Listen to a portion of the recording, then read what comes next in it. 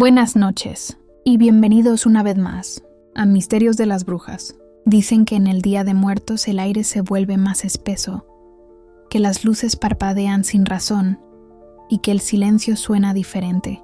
Algunos lo llaman nostalgia, otros presencia, pero los más antiguos aseguran que en esa noche el mundo de los vivos se entrelaza con el de los muertos como un suspiro sostenido en el tiempo. Las velas son faros, las flores caminos, y el copal, un puente de humo entre dos realidades. Cada casa se convierte en altar, cada recuerdo en un eco. Pero entre esos altares y rezos, hay quienes se atreven a mirar más allá, a abrir la puerta equivocada, porque hay objetos que no deberían mezclarse con el alma, y uno de ellos es el espejo. Esta noche escucharás 5 rituales, 5 historias que nacieron del deseo de tocar lo prohibido y que dejaron huellas en quienes lo intentaron. Me llamo Mariela, y esta historia ocurrió hace 2 años, la noche del 1 de noviembre, cuando decidí hacer mi propia ofrenda por primera vez desde que mi madre murió. Recuerdo el olor a cera derretida, las flores frescas y la fotografía en blanco y negro que parecía observarme desde la mesa. Mientras colocaba los objetos con cuidado, una idea se metió en mi cabeza, una frase que ella me repetía cuando era niña. Si quieres ver a los muertos, coloca un espejo detrás de la vela principal. Siempre pensé que era una superstición, un cuento de brujas para asustar. Pero esa noche quise probar. Puse el espejo redondo que colgaba en su cuarto, justo detrás de la vela más alta. Encendí las luces del altar y observé cómo el reflejo temblaba, como si el vidrio respirara lentamente. El copal comenzó a llenar la habitación. La llama se alargó y el aire se volvió más denso, casi líquido. Sentí un leve zumbido en los oídos y durante unos segundos la casa entera pareció contener el aliento. A medianoche todo cambió. Los sonidos del exterior se apagaron y el reflejo del espejo comenzó a moverse de manera extraña, irregular, como si algo caminara detrás de mí. Giré de golpe. Nada. Pero cuando volví la vista al espejo, vi claramente una mano apoyada sobre mi hombro. Una mano delgada, gris, inmóvil. El corazón se me detuvo. No era miedo. Era otra cosa. Una mezcla de frío y reconocimiento. Porque esa mano era igual a la de mi madre. El reloj marcó las 12 en punto, y una voz suave, tan leve que apenas la escuché, susurró mi nombre. Mariela. Esa voz era suya. Lo supe sin dudar. Las velas empezaron a parpadear violentamente, y el espejo se empañó desde adentro, como si alguien respirara al otro lado. Aparecieron 3 palabras escritas en la bruma. No sigas el reflejo. Retrocedí, pero no aparté la mirada. Y entonces la vi. El rostro de mi madre apareció en el espejo, pálido, con los labios entreabiertos, mirando directamente hacia mí, con una tristeza que dolía ver.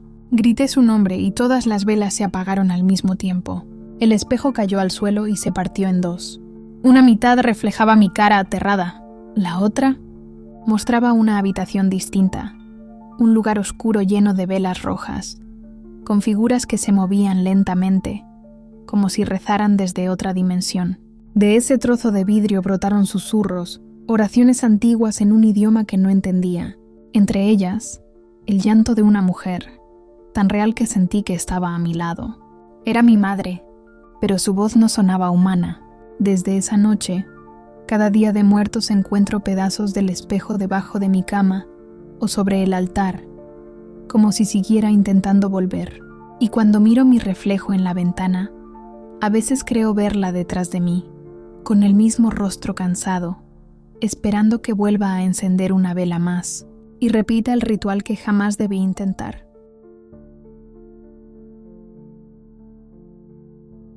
Mi abuela siempre decía que no todas las casas aceptan altares, que hay lugares donde la muerte ya vive y cuando uno intenta honrarla, se ofende. Yo no lo entendía hasta que nos mudamos a la casa del Callejón del Arco, una construcción vieja en las afueras de Querétaro, con paredes gruesas, olor a humedad y un silencio que dolía en los oídos. Fue mi madre quien insistió en poner una ofrenda ahí, para bendecir el nuevo hogar. Pero desde el primer día algo no estaba bien. El aire era pesado, las velas se apagaban solas, y el retrato de mi bisabuelo, que ella colocó en el centro, cambió de lugar varias veces, aunque nadie lo tocara. Hasta el perro, un viejo mestizo que siempre dormía junto al fuego, se negaba a entrar al salón. Ladraba mirando a la pared vacía, y luego gemía como si viera algo que nosotros no. La primera noche del Día de Muertos, nos reunimos frente al altar. Había pan, flores, copal y las pequeñas figuras de santos que mi madre siempre llevaba consigo. Decía que eran sus protectores, heredados de su propia madre. Pero esa noche, los santos parecían mirarnos con tristeza. Sus rostros de yeso tenían grietas nuevas, y una de las figuras tenía el rostro cubierto de hollín, como si hubiese estado cerca del fuego. A las 11:30, escuchamos pasos en el pasillo. Pensamos que era el viento, pero el sonido se acercaba cada vez más. Lento, arrastrado, como si alguien caminara descalzo sobre la madera. Mi hermano menor se escondió detrás de mí, la vela del centro titiló, y uno de los santos cayó de golpe al suelo. Cuando mi madre lo recogió, notó algo extraño. La pequeña figura tenía una grieta en el pecho y una mancha negra, como una quemadura. «Es hollín del copal», dijo, aunque el copal aún no se había encendido. Decidimos irnos a dormir, pero el olor a cera derretida y humo nos despertó en la madrugada. Corrí al salón y vi todas las velas encendidas, aunque las habíamos apagado. El fuego se movía con violencia, como si alguien soplara desde el otro lado. Sobre la mesa del altar, las figuras de los santos estaban en otra posición. Ya no miraban hacia el frente, sino hacia la pared, como castigados. Y en el centro del altar, el retrato de mi bisabuelo estaba boca abajo. Mi madre empezó a rezar, pero la voz se le quebró al ver su reflejo en el vidrio del retrato, porque no era ella, era un rostro desconocido, pálido, con ojos completamente blancos. Intentó cubrir el espejo, pero el vidrio se resquebrajó con un sonido agudo, como un grito.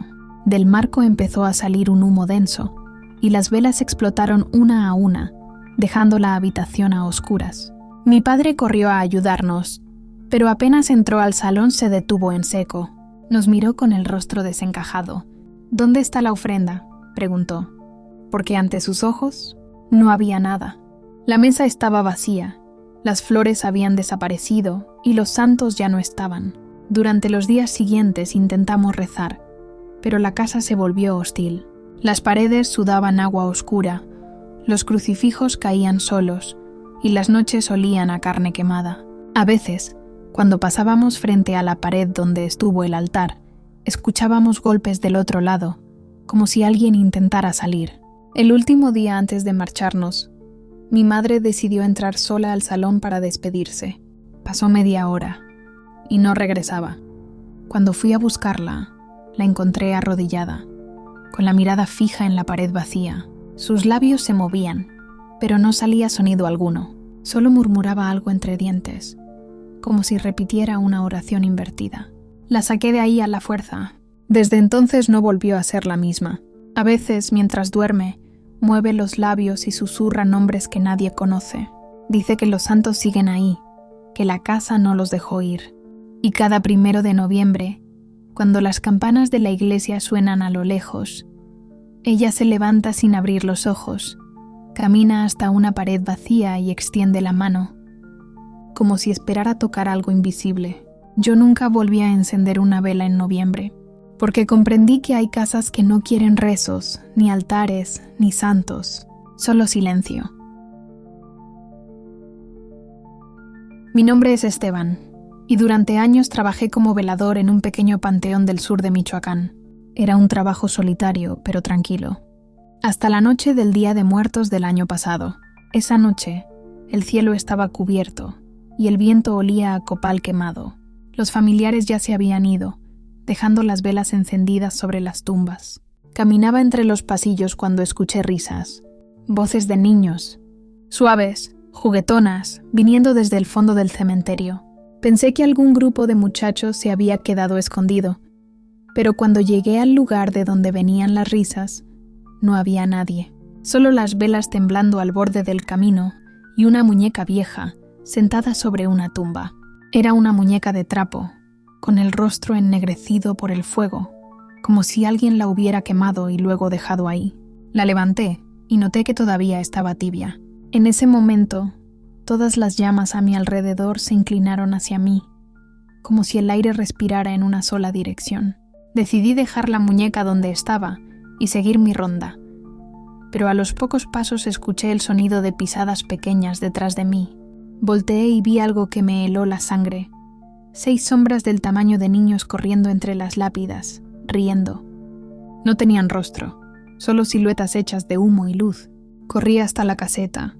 Encendí la linterna y cerré la puerta con llave. El aire dentro olía a cera caliente. Miré por la ventana y vi una luz naranja moviéndose entre las tumbas. Una llama que parecía tener forma humana. Era un niño, envuelto en fuego. No gritaba. No se movía. Solo me miraba con ojos oscuros como carbones ardiendo. La tierra bajo mis pies vibró levemente y de pronto escuché un golpe en la puerta. 1, 2, 3 golpes lentos. Después, una voz infantil dijo desde afuera: ¿Puedo entrar, señor Esteban? El sonido era suave, pero seco, como si viniera de una garganta llena de ceniza. No respondí. Me quedé quieto, sosteniendo la linterna contra el pecho. Entonces, el pomo de la puerta comenzó a girar solo, moviéndose lentamente hasta detenerse. Y luego, silencio. A través de la ventana, las llamas se multiplicaron. Había más niños, todos de fuego. Caminaban entre las tumbas, encendiendo las velas apagadas, formando un círculo de luz que rodeaba el panteón. Vi cómo una de las sombras se acercó a la tumba donde había dejado la muñeca. La levantó y la abrazó. Por un momento, pensé que era un simple reflejo del fuego, hasta que la muñeca abrió los ojos. 2 puntos rojos como brasas. El viento se volvió caliente. Las llamas subieron de tamaño y escuché risas, pero esta vez tristes. Eran como lamentos disfrazados de juego. Las sombras empezaron a girar en torno al altar central del cementerio, y el fuego se elevó hasta formar una columna de luz. Dentro de esa columna vi rostros, pequeños, deformes, con la piel quemada, y en el centro, una mujer de cabello largo, cantando una melodía sin palabras. Su voz era suave, pero cada nota me hacía temblar. Decía algo entre dientes, en un idioma antiguo. Solo entendí una frase: devuelve lo que no es tuyo. Salí corriendo. Dejé mi linterna, mi gorra, todo. El fuego no me siguió, pero las risas sí. Las escuché detrás de mí todo el camino hasta mi casa. Al amanecer, el cementerio fue hallado intacto, sin rastros de fuego, sin muñeca, sin huellas. Solo las velas derretidas formando figuras extrañas, como si alguien las hubiera movido mientras aún estaban blandas. Durante meses intenté olvidar, pero cada vez que dormía, soñaba con los mismos niños. Sus ojos de fuego mirándome desde un lugar oscuro, sus voces susurrando mi nombre. Y una noche, desperté con olor a humo. En mi mesa había una vela encendida sola, y a su lado la muñeca, entera, limpia, esperando. Desde entonces, cada día de muertos coloco esa muñeca en el alféizar de mi ventana para que ellos sepan que ya no tengo nada suyo. Y a medianoche, veo pasar a los niños de la llama frente a mi casa, jugando en silencio, con la misma muñeca de trapo entre sus manos. Nunca los miro directamente porque sé que si lo hago, recordarán mi nombre. Mi nombre es Tomás y nací en un pueblo que ya no aparece en los mapas. Se llamaba San Bartolo del Silencio, un lugar rodeado de montañas y niebla, donde las campanas de la iglesia eran lo único que marcaba el paso del tiempo. 8 campanas en total, pero según la gente del pueblo, cada día de muertos sonaba una novena. Nadie sabía de dónde venía ese sonido. Algunos decían que era el eco del campanario, otros que eran los muertos llamando a los vivos, pero los más viejos aseguraban que la novena campana era un aviso. Un nombre sería pronunciado esa noche, y quien lo escuchara moriría antes del amanecer. Yo no creía en esas historias. Crecí oyendo las leyendas de los ancianos, pero pensaba que todo era para asustar a los niños. Hasta el año en que mi madre murió. Fue un 1 de noviembre, al caer la tarde. El cielo estaba rojo, y el aire tenía un olor extraño, como a tierra recién abierta. Cuando el reloj marcó las 11:50, escuché las 8 campanadas de siempre. Y luego, una más, una novena, larga, profunda, como si el sonido viniera de bajo tierra. Esa noche no dormí. A la mañana siguiente, el nombre de mi madre estaba escrito en la pared de la iglesia, trazado con algo que parecía cera derretida. Nadie sabía quién lo había hecho. El padre Miguel dijo que era una travesura, pero en los años siguientes siguieron apareciendo nombres, uno por año, y siempre después de la 9ª campanada. Pasaron 20 años. La mayoría del pueblo se había ido, y los pocos que quedaban evitaban salir de noche. Yo me convertí en sacristán. Mi trabajo era mantener limpias las campanas y encender las velas del altar mayor. Y aunque juraba no creer, cada día de muertos me encontraba contando los golpes del bronce con el corazón encogido. El último año que viví allí, algo cambió. El padre Miguel murió unas semanas antes de noviembre, y la iglesia quedó a mi cargo. Decidí tocar las campanas manualmente, una por una, para demostrar que no había nada sobrenatural. Subí al campanario esa noche, cuando el pueblo entero dormía. A las 11:50 comencé a tocar. 1, 2, 3. El sonido resonaba claro, seco, contra la montaña. 8 campanadas. Silencio. Sonreí satisfecho. Y entonces, sin tocar nada, la 9ª campana sonó, profunda, lenta, tan fuerte que sentí el aire vibrar en el pecho. La cuerda no se movía y la campana colgaba inmóvil, pero el sonido seguía. De pronto, vi humo salir del bronce. Olía a copal, y dentro del humo empezaron a formarse siluetas, cuerpos delgados, rostros pálidos, miradas vacías, los muertos del pueblo. Uno de ellos se adelantó. Era mi madre. Tenía los ojos cerrados, y en sus labios una oración muda. Extendió la mano hacia mí, y en ese instante el aire se volvió frío, tan frío que el metal se cubrió de escarcha. «No escuches la campana, hijo», susurró, y desapareció. La campana siguió sonando, pero el eco cambió.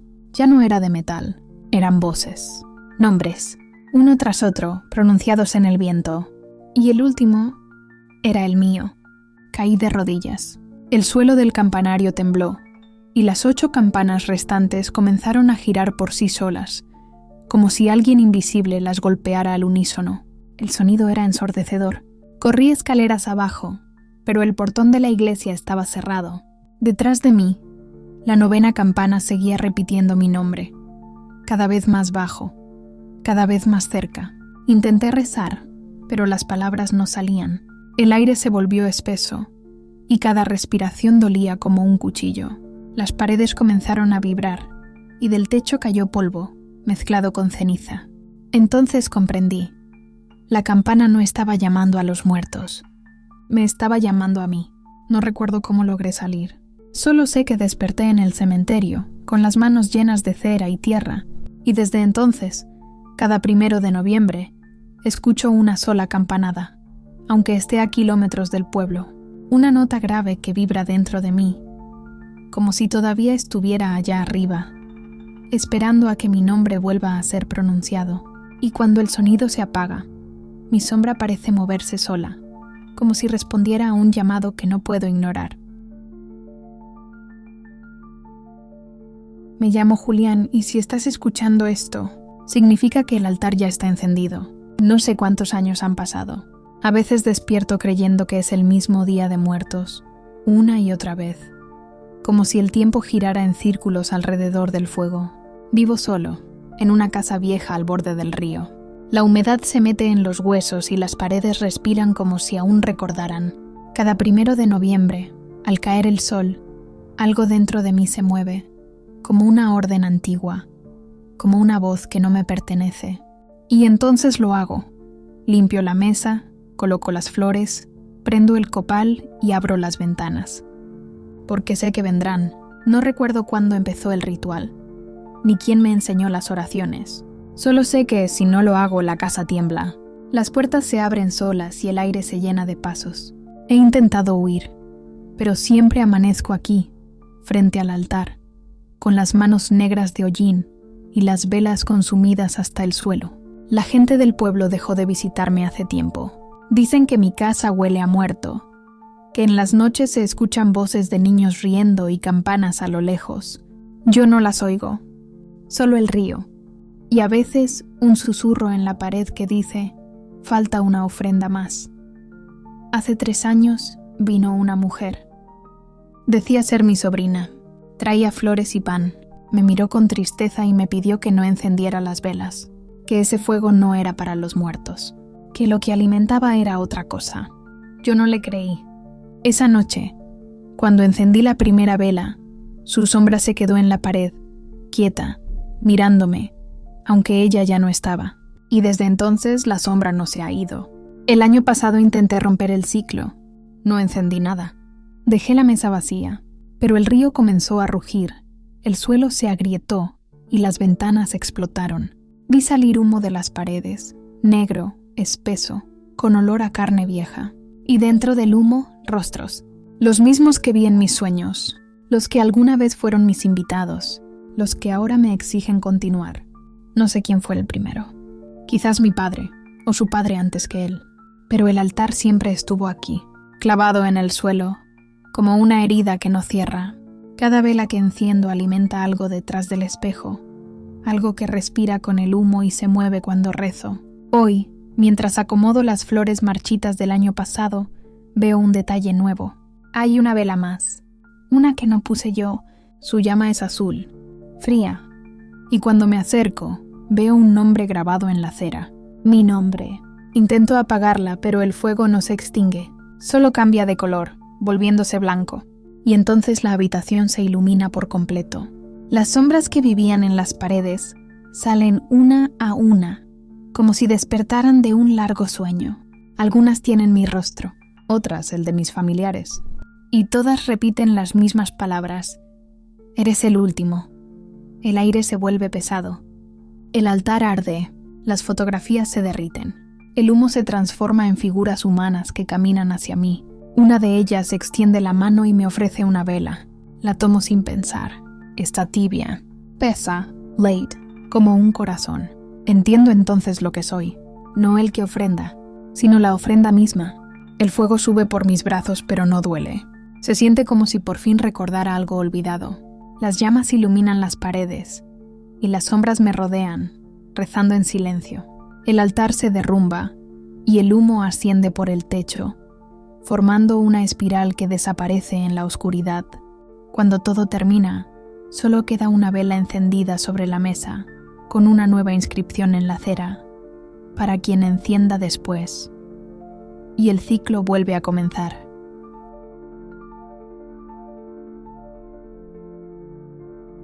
Dicen que en el corazón de Michoacán hay un camino que no aparece en ningún mapa, un sendero que solo se abre una noche al año, cuando el viento sopla desde el este y las luces de los pueblos cercanos comienzan a apagarse una por una. Al final de ese camino hay un valle cubierto de neblina y en medio del valle, un pueblo que nadie recuerda haber construido. Sus calles están vacías, sus casas sin puertas y en cada ventana una vela encendida. Los que han logrado verlo lo llaman el pueblo que encendía de noche. Nadie llega por voluntad propia, el camino los elige. Algunos dicen que es el lugar donde descansan las almas que no encontraron altar. Otros, que es donde los muertos van a recordar a los vivos. Pero todos coinciden en una cosa. Cada vela pertenece a alguien que alguna vez jugó con la muerte. La primera vez que lo vi fue hace más de 20 años. Yo viajaba de noche, rumbo a Morelia, cuando una niebla espesa cubrió el camino. El motor del coche se detuvo, y al abrir los ojos ya no estaba en la carretera. Frente a mí se extendía el pueblo, bañado por una luz temblorosa, como si el aire ardiera en silencio.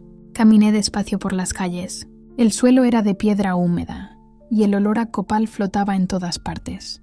No había voces ni pasos, solo el crujido del fuego y el murmullo del viento. Y entonces los vi. En una esquina, una mujer sostenía un espejo roto, hablándole a su propio reflejo, como si esperara que le respondiera. Sus labios se movían sin sonido, y detrás de ella, una sombra gris la observaba. Más adelante, una casa vieja mostraba un altar cubierto de santos agrietados. Una vela caía lentamente, dibujando con su cera una figura que parecía llorar. Del otro lado de la calle, una hilera de niños jugaba con fuego. Sus cuerpos ardían, pero no se consumían. Uno de ellos levantó la mano y me sonrió con ojos rojos.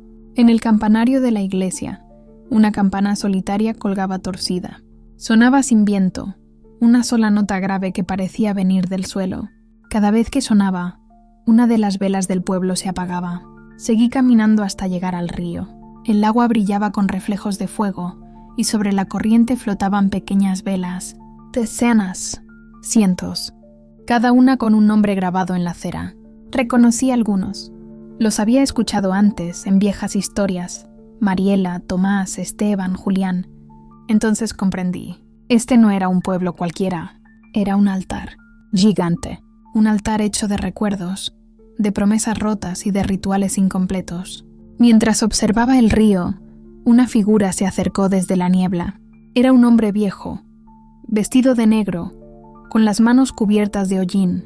Su voz era lenta, como si hablara desde otro tiempo. ¿Sabes por qué encendemos las velas?, preguntó. Negué con la cabeza. Porque cada luz mantiene el equilibrio. Si una se apaga, una puerta se abre, y los que cruzan ya no vuelven. El anciano tomó una vela y me la ofreció. Su llama era débil pero constante. Llévala contigo, dijo, y no la dejes morir. Si lo haces, el camino te recordará. Cuando miré otra vez, el hombre ya no estaba. El viento sopló, y todas las luces del pueblo se inclinaron al mismo tiempo, como si respiraran. Parpadeé y volví a estar en la carretera. El coche funcionaba. La niebla había desaparecido, pero sobre el asiento, una vela encendida me esperaba. Su llama azul reflejaba un nombre en la cera, el mío.